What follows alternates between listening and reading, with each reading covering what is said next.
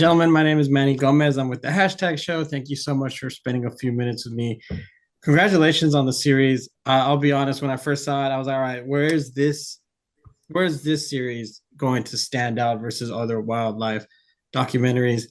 I think it was like 10 minutes into it. I went, oh, okay. Yeah. I really enjoyed kind of the more behind the scenes aspect of all the rigors that you gentlemen go through into trying to find all these elusive animals. Although let's start with you. Talk about some of the dangers that you guys are facing. I mean, just in the first episode with the Malaysian tiger, it was wild. Yeah, the dangers that we face are rarely, if ever, from the animals. They have much more to worry about us than we do them. The very fact that all of them are critically endangered means they are incredibly wary and scared of humans. But just the very fact that we're going to find and film six of the most endangered, rarest animals on the planet means we have to go to six of the furthest reaches of planet Earth. We're in the jungles, we're in the desert, we're in the mountains, and all of that comes with all of the normal environmental hazards that we have to deal with: weather, heat stroke, malaria, cold, wetness, and I think through all of it, really, that's why this team was put together, because it is an elite team of wildlife filmmakers, conservationists, and the crew that were following us. So really, that we're all experts at operating in extreme environments, but ultimately, when you're on expedition number 12 over 18 months, ultimately things do start to go wrong. And whether that's Declan's feet that are completely rotted out in the jungle, or me with malaria, or just fatigue from working in 40 degrees C plus in the desert. So I would say that the biggest dangers and hazards we had to look out for were environmental, not through the animals. And I mean, just absolutely, you guys are absolutely wild. And I mean, pun completely intended. But then there's a technical aspect to it all. You guys still have to lug equipment up there, cameras, traps, batteries, ways of survival. Talk to me a little bit about, those technical aspects, because I mean, there's that one episode where you guys are going up this river, and I was like, that is impossible. And then it tips over, and I was like, I fell back a bit because I just feel like so much money like going down the river. Yeah, that's why in the next shot you just see me sitting at the bottom of the boat because I was far too heavy to be on that boat. But um, but yeah, the jungle isn't nice to the camera gear. It isn't nice to your body. It isn't nice to anything electrical. So there is always that problem of things going wrong. So you've always just got to be ready to adapt, ready to like fix things, and just stay open minded and not get too stressed out. Because at the end of the day, like if you start stressing about a little camera that's not working, then everything else might fall apart. You might not be looking after yourself properly and stuff. So you've got to like remember why you're there. You're there to like highlight the people what are here and highlight the animal. So yeah, you just got to sort of stay focused. But I think I talk to myself. I'm sure the other lads agree. Like we love it. We absolutely love being in these locations. We love the challenge. We love what it does to your body. I love it because I get to lose a bit of weight when I'm in the rainforest. So yeah, it's just good. It is good. It's hard, but it's good fun. But I would say almost 60% of what we do on location, it's problem solving. We rock up with all these equipment, and often half of them break. I mean, we then have to adapt, like like Dex said, and it's all about adapting.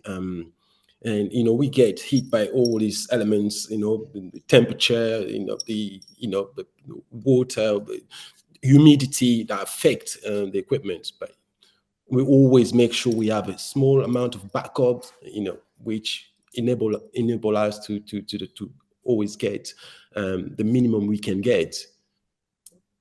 Plus, there's a big team, behind it.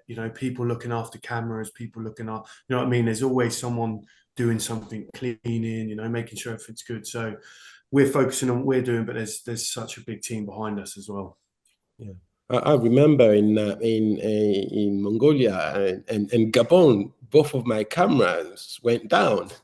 And, you know, when you get to that moment, you just feel like, wow, what, you know, what do you do? And yeah, so adaptation is key, and with all the supports that you get on location from the you know, the rangers and all these scientists, they're always there to support you, although you're there to help them, but they will be there finding alternatives on things.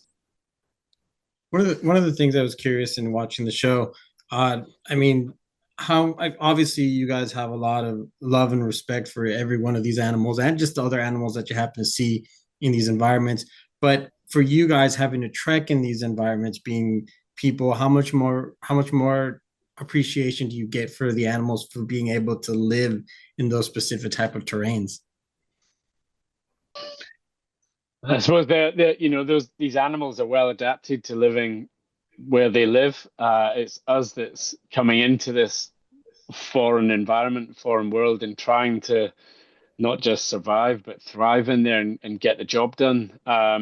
So it can be, yeah, you know, look, in Malaysia, we're getting up every day and we're slogging through the jungle for 8, 9 hours a day for 3 weeks at a time in the rain.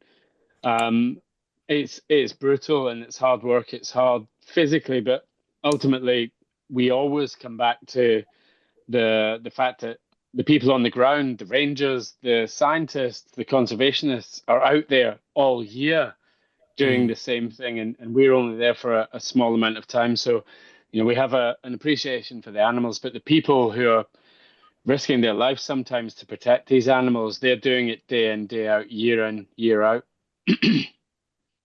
I will just add one thing now. I love forests what have elephants in it, because they like make it so easy for someone tall like me to just walk through the jungle. So I'll always appreciate an elephant forest. Yeah, The spirit giving you a little animals. path. Yeah, exactly. I don't have to like go through tunnels and bash my head. I can just walk straight through. It's great. Speaking of the people that you meet that are already working in those areas, how appreciative were them that you're able to come in with extra equipment, extra people, and yes, it is for the series, but in a lot of times allowing them to capture very important data that maybe that they're underfunded, they currently don't have the resources or just the extra help in order to help their conservation efforts. I think Alec in Armenia, he spent 20 years like researching the leopard, and he's never seen one. He's never got to see one in the flesh, and he's got little camera traps what work, but they're very, you know, they're you know, very low megapixels, you know, not a really clear image. So for me, it was great to be able to show him a leopard, you know, just moving through the environment. You know, he just was so blown away by that. And we and him, even though we couldn't talk to each other, that's what we connected over. Was I love porcupines, and I said, oh, I love porcupine, and he just showed me so much footage of porcupines, and I just absolutely loved it. And then I was like, oh, well, we've got, you know, and then that's how like I said, we couldn't talk to each other, but we had that relationship with the animals, and his knowledge was amazing. So to be able to show him a leopard curling up and acting like a domestic cat, what is lying on the mat in front of the fire, was just insane, you know, to be in that cat's little world and to be able to show that to Alec. He was so happy. He was so happy to see that footage.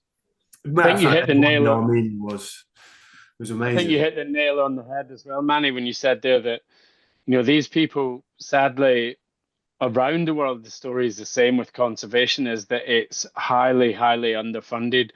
And oftentimes, you know, they don't have the resources to be able to do what we came in and did. So I think with the technology, with their expertise, you know, we certainly weren't parachuting in there to save anything or anyone. We were, you know, we came in with understanding that we were there to help them, to bolster them with a small amount of knowledge and kit, to be able to allow them to try and protect them in a more effective way. I remember in Indonesia, the rangers, when they watch some of the footage that Dick provided, on the cam traps, that just, I mean, just seeing them lightening up because those images invigorated them, and you could see they really wanted to do more. That spirit. That's what really struck me. And imagine if we could, get even more technology out there for those guys, to keep thriving, and on saving those species eventually. That is just, yeah, absolutely incredible. Just jumping on the end of that Indonesia thing as well, like, I almost, they called it the deck cluster method. The way I rig cameras is to have as many cameras in a sequence so you can see all different sides of the animal. And then the rangers in Indonesia, that's what they're going to do now. They're going to, instead of just putting one camera on a trail, they're going to go out and put as many as they can. And that's why we got to ID. They thought it was the same rhino, but it actually was a twin. So it was, for years they thought it was, and it was just because they got to do a different angle and they got to see them both together, which they never thought before. So yeah, it was just that, like, they teach you so much about the forest and you have this connection and then you can give back. It's just, yeah, it was probably one of my favorite parts of the series. It's just the amount of knowledge we can share and learn from each other. Well, gentlemen, thank you so much for spending a few minutes with me. It means a lot to me to see this side of conservation, really the effort that needs to be put in order to make sure that these species all survive and hopefully at one point thrive again. And also thank you guys for being emotionally open during the series to show how much you guys really care about these animals. So it's really nice to virtually meet you. I cherish opportunities like this, and amazing work, guys. Thank you, Manny. So much, man. Manny. We appreciate that.